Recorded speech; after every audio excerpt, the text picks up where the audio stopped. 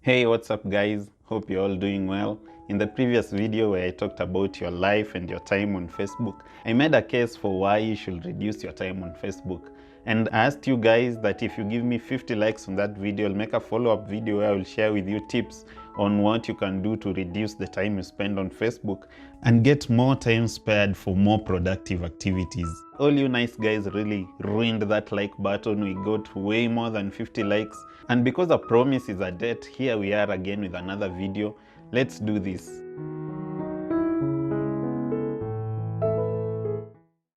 My name is Dickenns and I make videos here on YouTube to share with you guys ideas and tips to improve yourself as a person and to even get the best and the most out of your digital life. If you like that kind of stuff and if you're new here, feel very welcome to subscribe and click the notification bell so that you do not miss any future videos. Okay, so the first tip I'm going to share with you guys starts just right after you log into Facebook.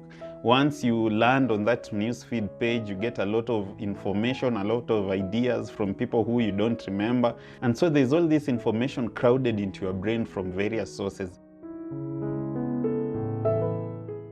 Let me share with you guys one strength if you're going to hack life in this digital age. We're actually living in an information age in which we get all these ideas, all this information from all sources all around us. And so one habit you actually need to master is to be able to focus. Sometimes you need to be able to separate what is just interesting versus what is actually important. A lot of stuff that you'll get on your newsfeed once you log into Facebook might be interesting, but it's not important and you don't need to waste all your time on that kind of stuff. I'll suggest to you guys an extension that you can install to literally eliminate your newsfeed so that once you log into Facebook, if you're going to check your messages and you're not interested in all that gibberish from everywhere, you can literally just eradicate your newsfeed and that will help you get more value out of your time on Facebook. What you need to do is to head over to your browser and install an extension called Newsfeed Eradicator for Facebook. In my case, I use Google Chrome, and so if I head over to the Chrome web store, I could just search for Newsfeed Eradicator for Facebook, then add it to Chrome, say add extension. So Newsfeed Eradicator for Facebook has been added to Chrome. So when you head over to Facebook, all this gibberish that you find on your newsfeed could easily be eradicated by utilizing that extension.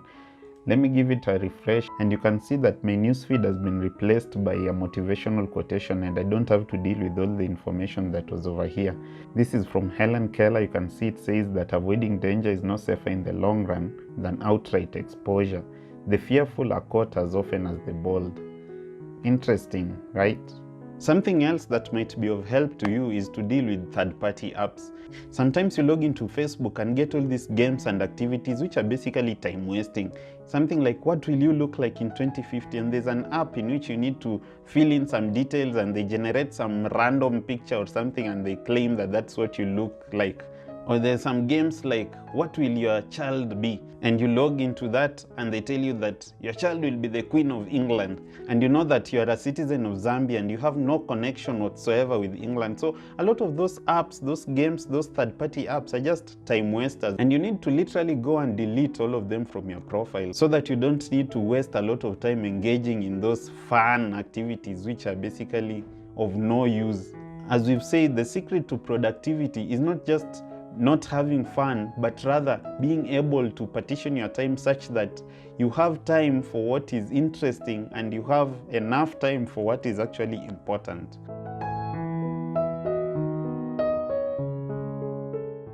So guys, you really have options. If you use more of the main Facebook app and not Facebook Messenger, do not shy away from uninstalling the Messenger. Or you can also go Messenger only, where you uninstall the Facebook app and remain with the chat app.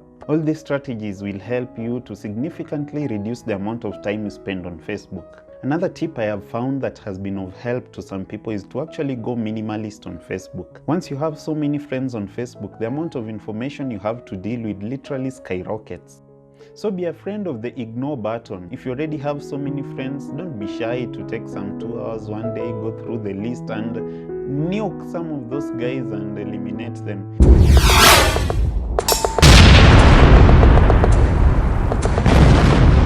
Once you're minimalist and you have a few people to deal with, the amount of information that Facebook presents to you will be significantly cut down. Something else you have to deal with on Facebook is notifications. There's a lot of notifications from apps, from people, from activities on Facebook. There's a lot of ways you can approach these notifications. My preferred method is to actually disable all notifications from the Facebook app on my phone. The truth is, there's no notification I get from Facebook that is urgent, that needs to be dealt with instantly. And so I have literally disabled the Facebook app from giving me any sort of notifications. But if you'd like to be more nitty-gritty, there's the option of going into the app and choosing exactly what kind of notifications you'd like to receive. So you can go into the notification settings and limit which notifications you'd like to receive. And this includes even the email Facebook sends. And talking about email, that's something else we actually need to confront and sort out. Facebook can send you a ton of email, and there's times I know you've sneak peeked into someone's mailbox and you see a ton of mail from Facebook and you wonder whether they really need all that mail. If you're not using Facebook for business purposes in which there's mail you need to take care of instantly, the best approach is to just go and tell Facebook that you don't want any emails at all. And this brings us to another tip: your time on Facebook. If you did watch the previous video that I made, I mentioned this option that is available on Facebook called your time on Facebook, and you can literally go to the app and set how much time you'd like to spend to the app, above which a notification will be sent to you telling you that you have exceeded your set time. I think for more on that option, I'll just send you guys over to my previous video. The link is either over here or over here. You can get to know more about your time on Facebook. Guys, at the end, all this boils down to yourself. It's a matter of self-discipline. It's a matter of habits, what you consider important in your life. And so I believe sometimes you need to actually just calm down and even block yourself, There's ways in which you can actually limit the time you spend on Facebook by blocking yourself from accessing the app. You can even talk to a friend of yours or your wife, tell her to change your Facebook password and not tell you what it is for like 2 weeks. And then you can enjoy a Facebook break for 2 weeks. There's apps that you can use to block Facebook for some amount of time in a day. They can let you access the app maybe for 2 hours or 3 hours in a day. And so there are all these ways you can actually use to block your own self from accessing Facebook and spend that time doing something more productive. Another idea you could also implement is to actually create a Facebook schedule.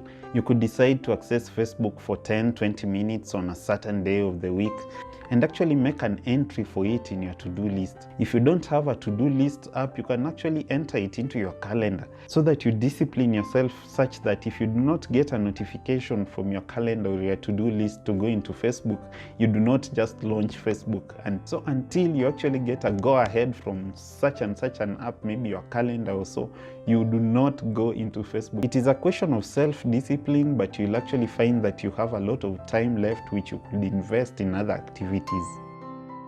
So guys, if all these options do not work for you, you have the option to actually deactivate your account.